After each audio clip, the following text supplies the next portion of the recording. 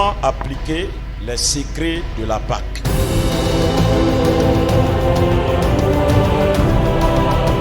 Le premier secret de la Pâque, c'est la mort de l'agneau sans défaut qui devait être immolé, sacrifié.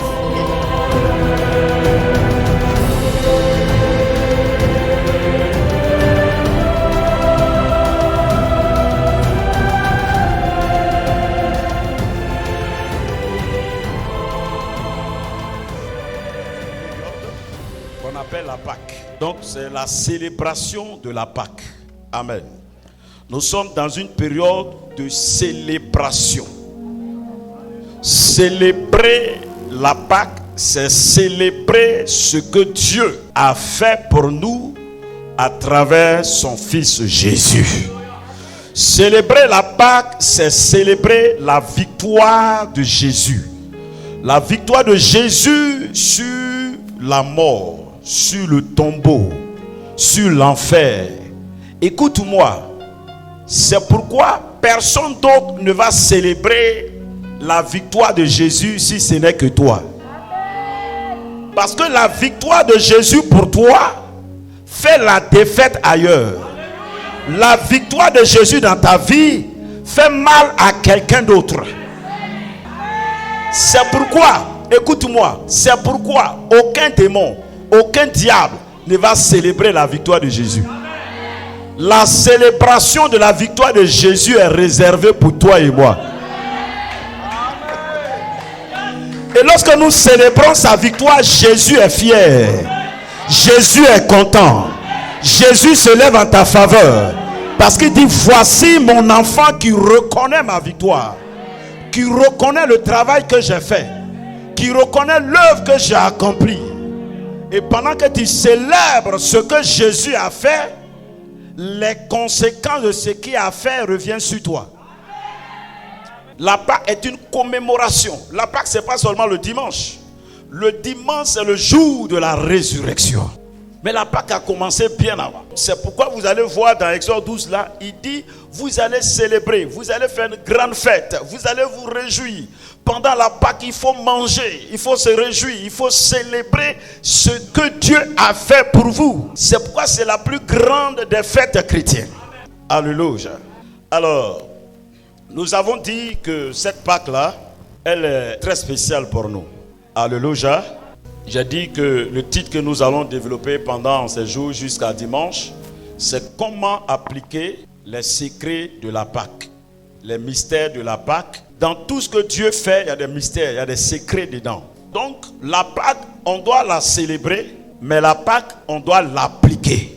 C'est pourquoi Paul dit, Christ, notre Pâque a été immolé. Ne mettez plus de levure dans votre vie. Ne vivez plus comme vous voulez. Mais Christ, notre Pâque là, demande une certaine manière de se conduire, de vivre. Donc c'est ça la Pâque. C'est pas seulement la fête. La célébration, c'est juste nous souvenir, vous voyez, nous souvenir de ces bienfaits là et le louer et le glorifier. Donc, comment appliquer les secrets de la Pâque pour expérimenter une vie chrétienne victorieuse et productive? C'est sur ça que nous allons nous attarder toute cette semaine par la grâce du Seigneur. J'ai dit que cette Pâque 2025 est très spéciale pour nous, ici au CEMIA. Pourquoi? Parce que nous décrétons et prophétisons que c'est notre Pâque de domination. Domination par la foi. C'est notre Pâque de récupération. C'est notre Pâque de nouvelles résolutions et de repositionnement par la foi. Je vais reprendre pour que tu notes ça. C'est prophétique. C'est un décret. C'est une déclaration. J'ai dit la Pâque 2025 est très spéciale pour nous ici parce que c'est notre Pâque de domination, premièrement, des conquérants vainqueurs que nous sommes. Amen. Deuxièmement, la Pâque 2025 est très spéciale parce que c'est notre Pâque de récupération. Récupération des années perdues, récupération des grâces, des faveurs, récupération de la prospérité, la santé, tout ce que Dieu nous a donné en Christ, qui nous a échappé, qui t'a échappé, qui m'a échappé, collectivement qui nous a échappé, c'est la Pâque de la récupération. Écoute-moi, si tu es distrait, tu ne vas rien recevoir. Dans la présence de Dieu, si tu es distrait, tu passes à côté. Amen. Il ne faut pas être distrait. Quand je dis que ce n'est pas de récupération, quand je dis nous, c'est toi et moi, il y a des choses dans ta vie qui t'ont échappé que tu dois pouvoir récupérer. Ton mariage, ton emploi, ta promotion, ta santé, tes finances, la position sociale que tu devais avoir, peut-être que ce n'est même pas ça que tu as. Donc si on te parle de récupération, dis Amen. Quand on parle d'application, on parle de pratique, de quelque chose de pratique, de quelque chose qu'on doit expérimenter. Alors donc, la troisième chose, je dis, de nouvelles résolutions. Parce que plus tu prends une nouvelle résolution, Dieu aussi prend des nouvelles résolutions te concernant. La quatrième chose, je dis, est de repositionnement par la foi. Je termine par la foi pour dire que toutes ces quatre choses-là, c'est par la foi que nous le déclarons, c'est par la foi que cela va se réaliser. Domination par la foi sur toutes les œuvres du diable et du monde des ténèbres. Récupération par la foi de toutes nos bénédictions et héritages que Dieu nous a donnés en Christ. Troisièmement, nous prendrons des nouvelles résolutions par la foi pour plaire à Dieu, pour avoir faim et soif de la réalité de Christ, pour le servir et le révéler au monde et autour de nous. Alors, allons-y rapidement voir dans Exode 12, à partir du verset 11 et le verset 12. Exode chapitre 12, versets 11 et 12. Quand vous le mangerez, vous aurez vos reins sains, vos souliers aux pieds et votre bâton à la main. Et vous le mangerez à la hâte. C'est la Pâque de l'Éternel. Cette nuit-là, je passerai dans le pays d'Égypte et je frapperai tous les premiers-nés du pays d'Égypte, depuis les hommes jusqu'aux animaux, et j'exercerai des jugements contre tous les dieux de l'Égypte. Je suis l'Éternel. Amen. Alléluia. Amen. Alors, le verset 11, la dernière phrase dit: et vous le mangerez à la hâte, c'est la Pâque de l'Éternel. Donc, vous le mangerez. Le mot manger, c'est le mot appliquer, expérimenter, consommer, pratiquer. C'est pourquoi je dis comment appliquer. Appliquer. La Pâque nous a été donnée pour l'appliquer, pour la pratiquer, pour la consommer et pour l'expérimenter. Tout ce que tu n'appliques pas ne te donne pas de l'expérience. C'est ce que tu as mangé que tu as expérimenté. C'est pourquoi ce que tu as mangé, quand on te demande qu'est-ce que tu as mangé, c'est clair dans ton esprit ce que tu as mangé. Tu ne cherches pas à savoir ce que tu as mangé. Tu le sais parce que tu l'as appliqué. Chaque mot de la Bible a son interprétation spirituelle très importante. Il y a manger physique et puis il y a manger spirituel. C'est pourquoi Jésus dit: si tu bois mon sang, c'est spirituel. Amen. Puisque tu ne vois pas son sang, c'est représenté par le vin, c'est spirituel. Donc de la même manière que on peut boire spirituellement, on peut manger spirituellement. Il dit: si quelqu'un mange ma chair, c'est pourquoi vous mangerez l'agneau immolé là, à la hâte. Pourquoi à la hâte? Quand il s'agit de ta vie, tu n'as pas de temps à perdre. Tu n'as pas de temps à gaspiller. Alléluia. Alors donc, ce que je veux que tu retiennes, là où j'ai puisé mon texte, comment appliquer? Dieu dit: vous allez manger, vous allez appliquer, expérimenter, vous allez consommer, vous allez pratiquer. Sur le plan spirituel, on pratique, on expérimente, on applique les choses par la foi, par la proclamation et par la prière. C'est pour un enseignement qu'on t'a donné. Pour l'appliquer, si tu ne pries pas, tu n'auras pas l'énergie, la capacité et la force de la pratiquer. C'est pourquoi vous entendez plein d'enseignements. Mais comme vous n'avez pas une vie de prière, ou bien vous ne priez pas sur la base de ce que vous avez reçu, l'ennemi va tout faire, tu ne pourras pas l'appliquer et tu ne pourras pas l'expérimenter. C'est ce qu'on applique, c'est ce qu'on consomme, qu'on expérimente. La Pâque d'abord, c'est un mot qui vient de l'hébreu qui veut dire pesa qui veut dire passer par-dessus. Donc Dieu dit, il va faire la Pâque, il va passer pour exercer ses jugements. Quand on a lu le verset 12, Amen. Il dit, il va passer et puis il va exercer ses jugements. Donc la Pâque là, c'est Dieu qui passe pour exercer ses jugements. C'est pourquoi cette Pâque 2025, J'ai dit, Dieu va passer quelque part. Dieu va passer dans ta vie. Dieu va passer dans ta famille. Dieu va passer dans tes affaires. Dieu va passer dans tes activités. Dieu va passer dans ta prière. Dieu va passer dans ton temps d'adoration. Dieu va passer dans ton temps de louange pour exercer ses jugements contre tes adversaires. Alléluia. Et pour t'épargner. Il dit, je passerai, j'exercerai mes jugements et j'épargnerai la maison de chacun d'entre vous. Ah, tu seras épargné au nom de Jésus. Mais tes adversaires seront jugés au nom de Jésus. Au nom de... Je te donne une autre révélation. Lis-moi le verset 2. Ce mois-ci sera pour vous le premier des mois. Il sera pour vous le premier des mois de l'année. Alléluia. Amen. Selon le calendrier juif, c'est maintenant là qu'il rentre dans l'année 2025.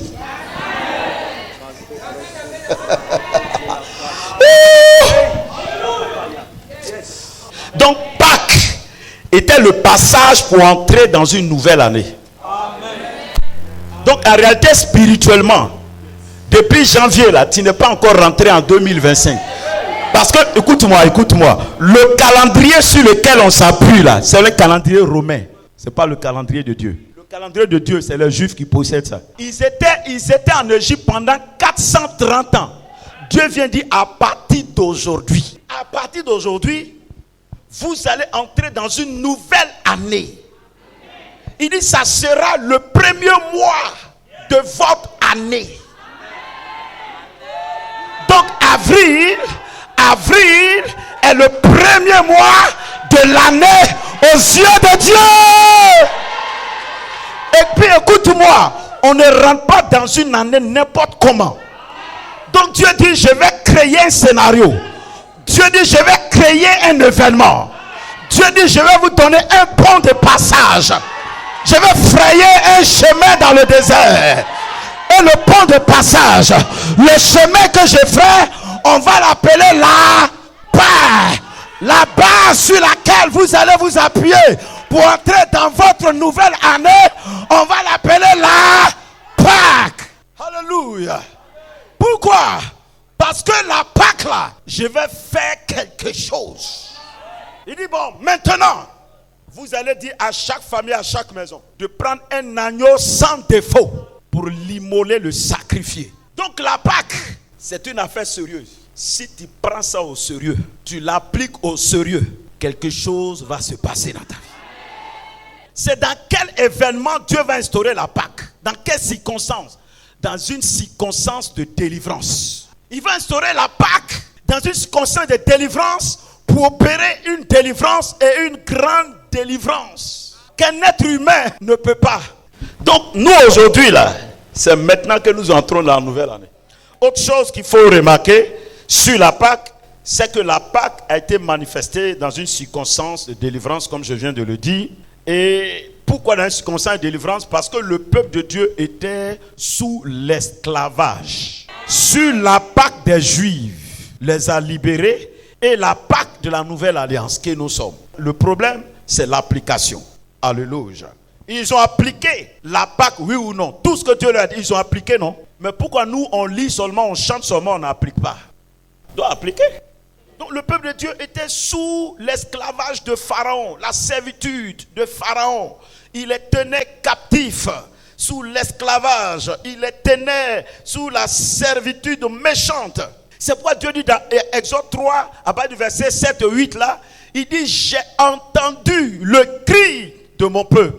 J'ai vu les souffrances. Je connais leur misère. Il dit alors, je suis descendu pour les délivrer.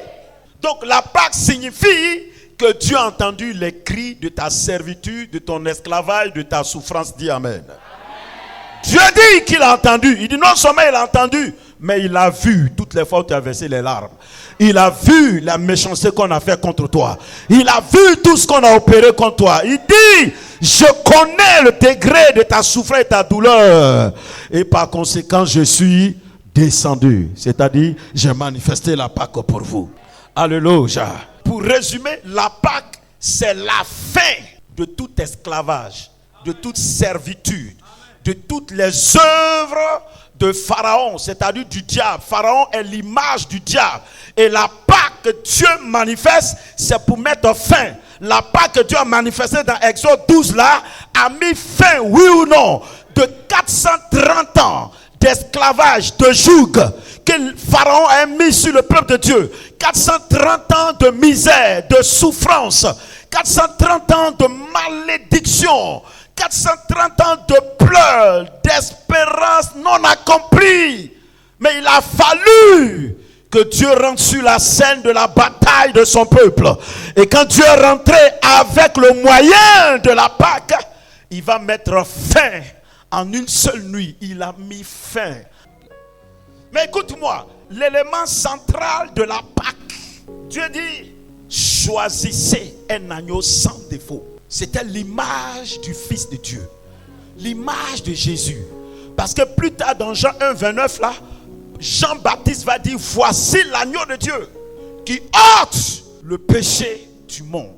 L'agneau qui a été préfiguré dans Exode 12, sans défaut là, il dit c'est Jésus, l'agneau, parce qu'il est né sans péché. Il est né d'une vieille, donc il ne connaît pas le péché. Le péché n'a jamais touché son corps, n'a jamais touché son sang. Donc il est sans défaut. Il faut un saint pour mourir pour des pécheurs. Un pécheur ne peut pas mourir pour un autre pécheur. Un autre pécheur ne peut pas sauver un autre pécheur. Ça, c'est l'élément central. Jésus, le Fils de Dieu. C'est lui qui a dit, j'ai vu leur souffrance. J'ai vu leur gémissement. Que le fait pousser la servitude et l'esclavage dans lequel il est. Il dit, je connais. Et plus tard, dans Hébreux 10, 5, il dit, Père, tu n'as voulu ni sacrifice ni holocauste. Il dit, le Père, le Fils est dans le sein du Père. La voie qui parcourait dans le jardin d'Éden. Et la Bible dit, la voie de Dieu parcourait chaque soir. Quand Dieu venait, c'était sa voie. Parcourait chaque soir le jardin. Adam attendait. C'était le Fils. Mais pourquoi il vient sur la terre? C'était prophétique. Parce que cette voix, plus tard, qui est la parole qui sort de Dieu, allait prendre une forme humaine. Allait s'incarner dans un corps. Pour que non seulement tu le vois, mais tu l'entends. Donc Jésus est cet agneau sans défaut qui a été préfiguré dans Exode 12. L'élément central, c'est Jésus. Le secret qui va sortir de ça, c'est la mort de l'agneau. Le premier secret de la Pâque, c'est la mort de l'agneau sans défaut qui devait être immolé, sacrifié. Parce que au stade où ils étaient arrivés, Dieu avait essayé toutes les plaies, toutes les autres plaies, les 10 plaies. Il a tué toutes sortes d'armes. Pharaon n'a pas voulu laisser partir le peuple de Dieu. Mais il y a quelque chose qui va le forcer à partir. Il y a un événement qui va le forcer à partir. Dieu allait mimer ce qu'il avait déjà fait au ciel sur la terre. Parce que la Bible dit, avant la fondation du monde, l'agneau avait été immolé. Donc il dit, Pharaon, tu es trop petit dans les enfants du peuple de Dieu. Dans la vie du peuple de Dieu. Tu es trop fais ce que tu as à faire. Le premier secret de la Pâque, c'est l'agneau immolé. Fais-moi un corps. Et il est venu sur la terre. Christ est donc venu se sacrifier pour toi et pour moi. Alléluia. Là-bas, on devait égorger un agneau. Mais l'agneau de Dieu devait mourir sur une croix. Parce que Dieu voyait au-delà de son peuple qui lui appartenait déjà. Il voyait un autre peuple qui est jusqu'aux extrémités de la terre. Donc il faut utiliser une croix symbolique. C'est pourquoi la croix, ce n'est pas le signe plus qu'on fait. Non. La croix là, ce n'est pas le bois plus. La croix, c'est l'œuvre que Dieu a accomplie sur le bois plus. La croix, c'est le sacrifice de Jésus fait sur le bois plus. La croix, c'est l'œuvre que Dieu a accomplie sur le bois plus. C'est pourquoi le bois plus devient une croix. Et la Bible dit la puissance de la croix. Parce que derrière ça, il y a un travail, il y a une œuvre, il y a un sacrifice, il y a un plan, il y a un dessein, il y a une volonté qui a été accomplie sur la croix. La volonté de Dieu de sauver l'humanité. Le dessein de Dieu de libérer les hommes. Le plan de Dieu de racheter les hommes. C'est ça l'œuvre de la croix. Arrêtez-moi le signe plus, ça ne veut rien dire. Le bois plus ne veut rien dire. Comprenez pourquoi Dieu appelle ça la puissance de la croix. Le Fils de Dieu sera donc immolé sur une croix qui était la sagesse divine de Dieu. Parce que le bois vertical devait réconcilier le ciel et la terre qui a été déconnecté par le péché d'Adam et Ève. Et le bois horizontal devait réconcilier les hommes entre eux et les réconcilier avec Dieu. C'est pourquoi la croix est comme ça. La tête du bois et le pied du bois touchent le ciel et la terre, réconcilient le ciel et la terre. Et le bois horizontal réconcilie les hommes entre eux et avec Dieu. La croix parle de mort, de souffrance. La croix, c'était le talon qui venait d'être mordu. À la croix, il a reçu le venin du serpent et s'est fait à dessein parce qu'il doit lui écraser la tête. La croix signifie la volonté de Dieu n'est pas facile à supporter. C'est pas quand il mourait à la croix, il lui était interdit de dire mon Père, mon Père. Il disait plutôt mon Dieu. Parce qu'aucun pécheur n'a pour Dieu Père. Tous les pécheurs ont pour Dieu Dieu. Le Père est réservé à ceux qui sont nés de nouveau. Et la Bible dit il est devenu péché. Donc il lui était interdit de dire Père. Parce qu'aucun pécheur ne doit dire Père. Le péché, le Père est Dieu pour eux. Donc à la croix, l'agneau est mort. Il est mort pour mettre en défaite Satan et toutes ses œuvres. La mort de l'agneau en Égypte va anéantir Pharaon. Amen. Désarmer Pharaon. Mettre Pharaon de côté et libérer le peuple de Dieu. Les libérer avec une récompense.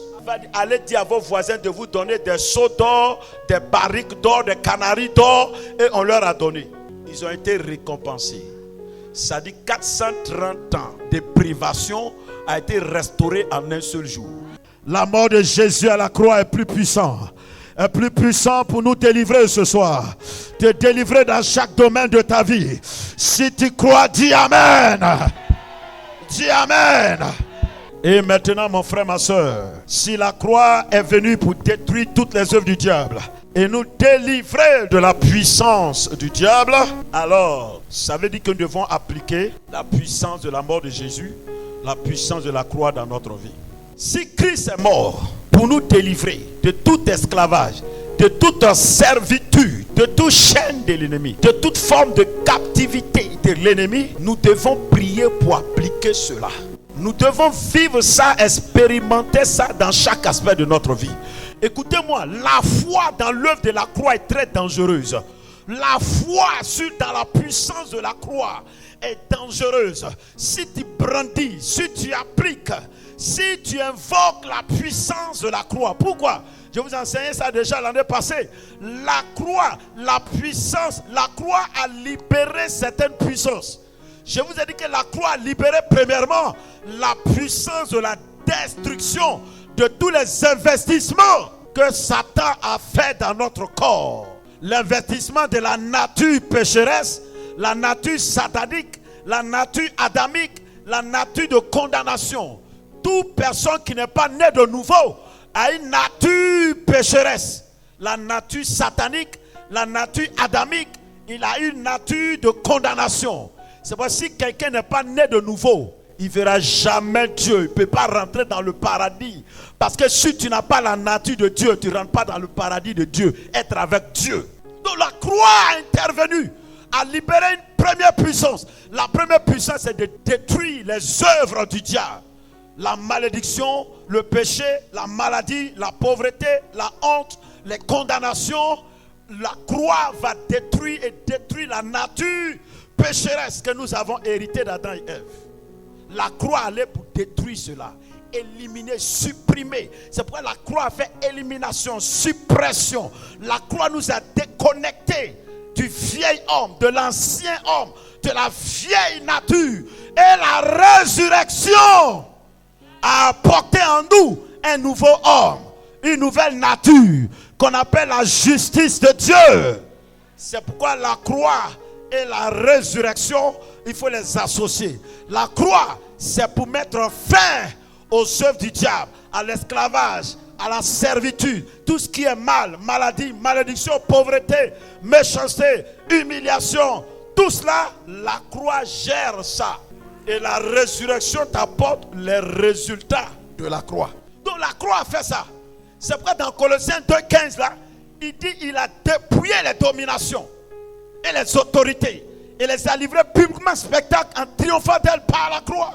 Donc sur le plan spirituel, la croix nous a déjà délivrés de Satan, de connecter de Satan, séparés de Satan et de ses œuvres.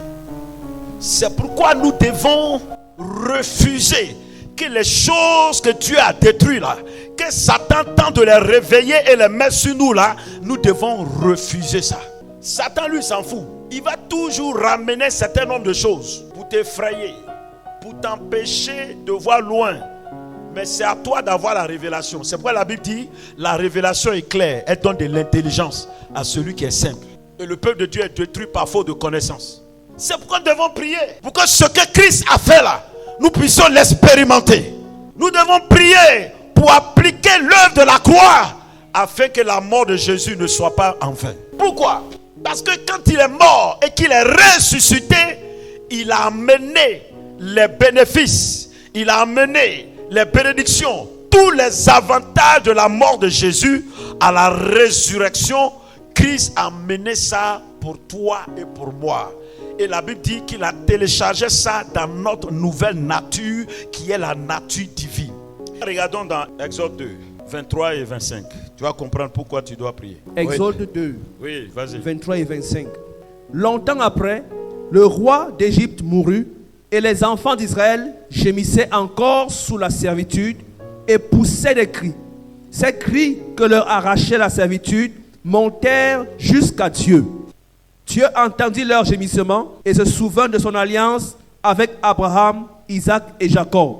Dieu regarda les enfants d'Israël et il en eut compassion. Alléluia. Amen. Il a regardé, il a eu compassion. Mais on dit quoi? Ils ont crié à Dieu. Ça veut dire qu'ils ont fait des prières violentes. Parce que quand le père Pharaon est mort et le fils Pharaon est venu, il a fait la même chose.